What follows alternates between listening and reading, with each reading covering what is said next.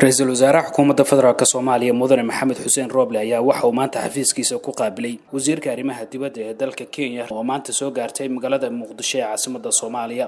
labada mas'uul ayaa ka wada hadlay sar u qaadida iyo xoojinta xiriirka diblomaasiyadeed ee kala dhaxeeya dalalka Soomaaliya iyo waliba Kenya. رئيسل وزراء روبلي ayaa waxa uu wasiirka arrimaha dibadda dalka Kenya ka gudoomay casuumaad rasmi ah oo ka helay madaxweynaha dalkaasi Kenya Uhuru Kenyatta.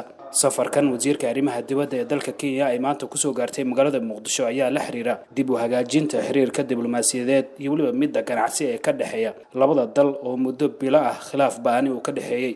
labada dal ee Kenya iyo Soomaaliya ayaa ah laba dal oo daris ah oo ay kala dhaxeeyaan dano badan sida diblomaasiyadda, amniga iyo waliba arrimaha dhaqaalaha.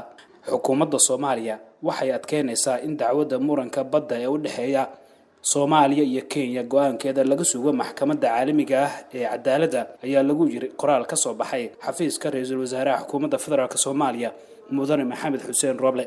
booqashada wasiirka arrimaha dibadda ee dalka Kenya maanta ku soo gaartay magaalada Muqdisho ayaa ku soo aadaya xilli madaxtooyada Soomaaliya ay xalay sheegtay in xeer madaxweyne lagu hakiyay hay'adaha dawladda inay galaan heshiis ama isafgarad ilaa inta ay dhacayso doorashada Soomaaliya. aadan cali axmed VOS TV magaalada Muqdisho.